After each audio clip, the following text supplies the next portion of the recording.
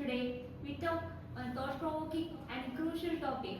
What if the monsoon failed completely in Kerala for 5 years? Our speaker, Roshna will lead us through the potential consequences of such a scenario, exploring its impact on agriculture, water resources, economy, environment, and society. This session will also highlight possible adaptive strategies and innovative solutions that could help Kerala withstand such a climate crisis. Without further ado, let's welcome Roshna to the stage.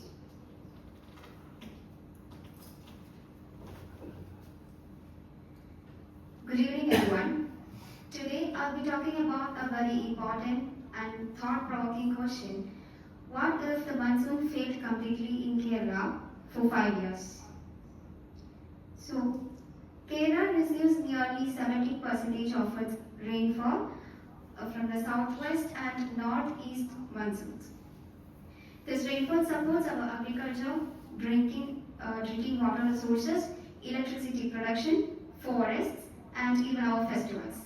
But let's imagine, what if there is no monsoons for more than 5 years in a row? So the situation would quickly turn into a crisis. It does not only affect the environment, but it affects our economy, health, and culture as well.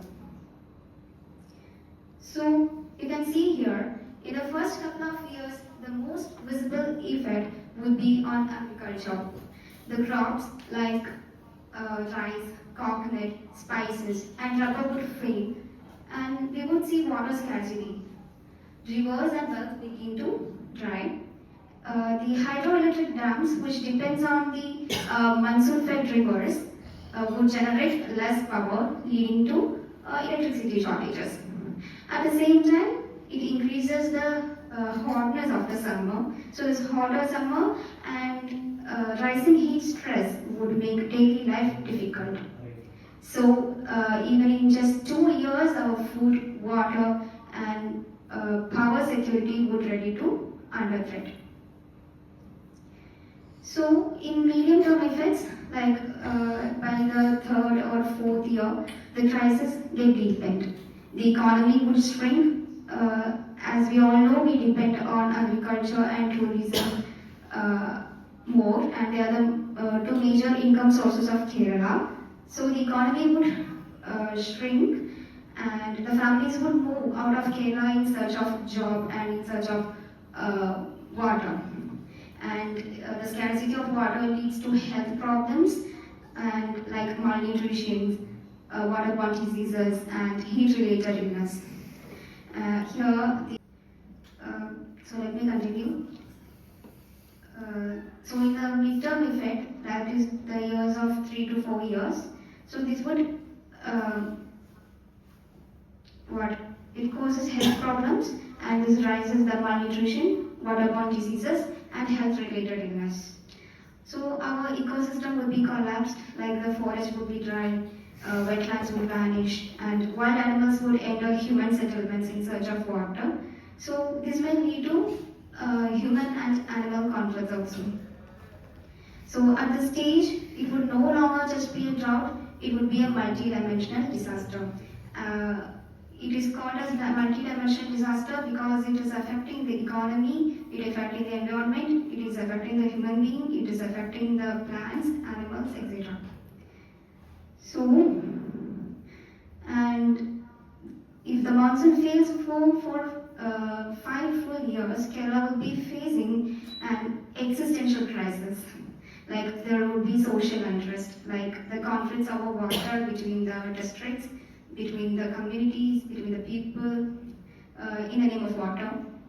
And farmers would face severe distress, even suicides would be happening, and unemployment would be rising. So this affects the people. And in culturally, Kerala's tradition is tied to rains, like Onam and all, it is related to farming. So this cultural rituals get affected worse. And the landscape itself would be changed. As you all know, Kerala is rich in greenery, but it would lead to extremely reverse. That is, arid region will be. in the place of Kerala.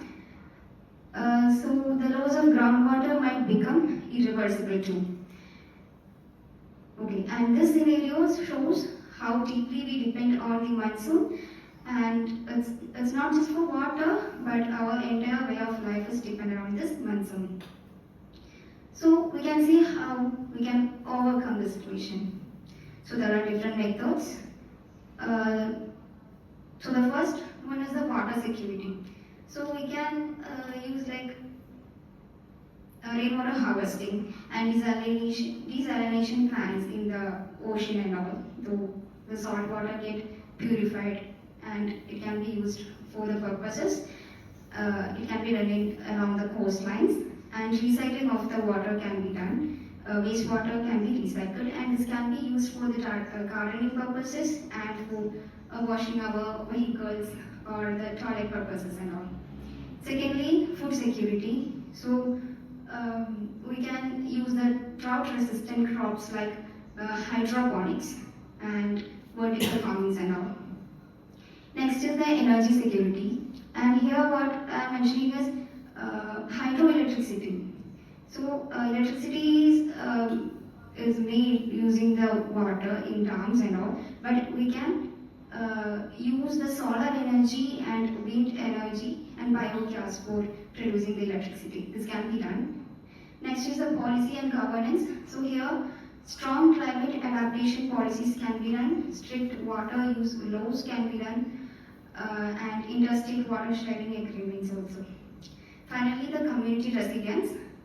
Awareness campaigns can be done, community level water management and disaster preparedness training can be done. So with a combination of innovation, governance and public participation, even such a disaster could be managed.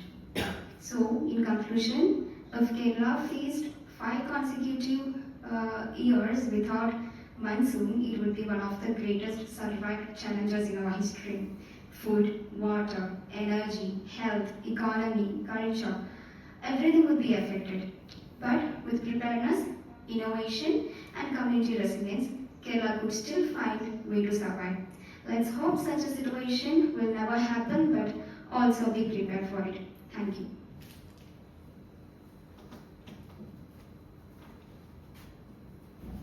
If anyone has any questions, please feel free to ask now. We welcome your inquiries on the possible effects of monsoon failure, the role of technology in adaptation, or real-life examples of how communities deal with prolonged droughts and climate extremes.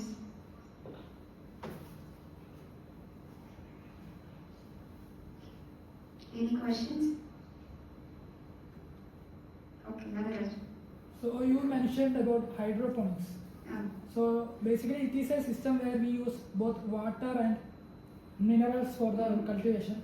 But how do we implement this system where there is less scarcity of water? Actually, hydroponic is a system where plants are grown. Actually, the single plants like tomatoes or green leafy vegetables are grown. So here, the water is used which is rich in minerals. But in studies, it is recorded as it needs only 90% less water than that of traditional methods. So it can be done in drought areas. I have a question. Yes. Would these backwaters and the underground waters will save us if this monsoon fails?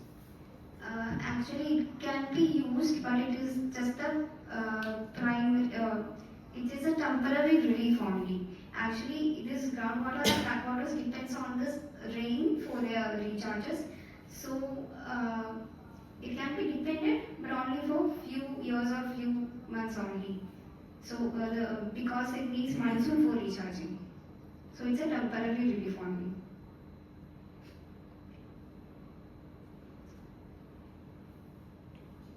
Yes, sir.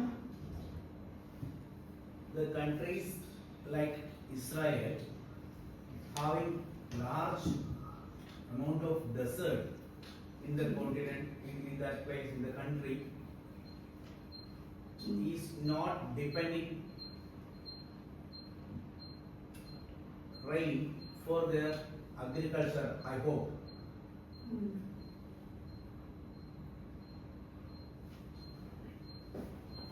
Even when we visited Lakshadweep, there also we saw that they were utilizing the desalination plants. Mm. In 10 islands, there are 60 to 70,000 people are living in Lakshadweep. In Kavarthi, only 15,000 people are there who depends water desalination plants.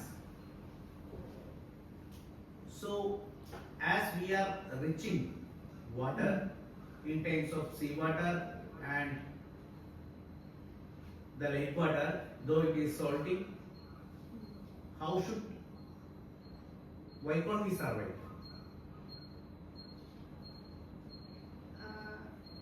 Okay, there's a lot of water is present in the world, but only we can utilize only few amount of water as pure water. So in the people of Lakshadweep or in the coastal areas, they can depend only on, in my knowledge, they can depend only on the seawater and desalinated water.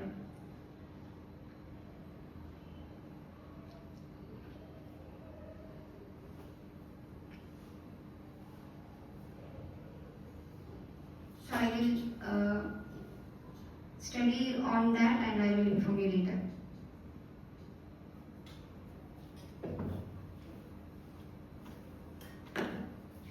Thank you, Roshna, for that compelling presentation on what if the monsoon failed completely in Kerala for 5 years. Your discussion shed light on the far-reaching impacts of monsoon failure and the urgent need for preparedness, resilience, and innovative solutions. With Talk 2.0, we continue to explore critical topics that shape modern understanding of science, climate, and society. Wishing everyone a wonderful evening and see you all in the next session.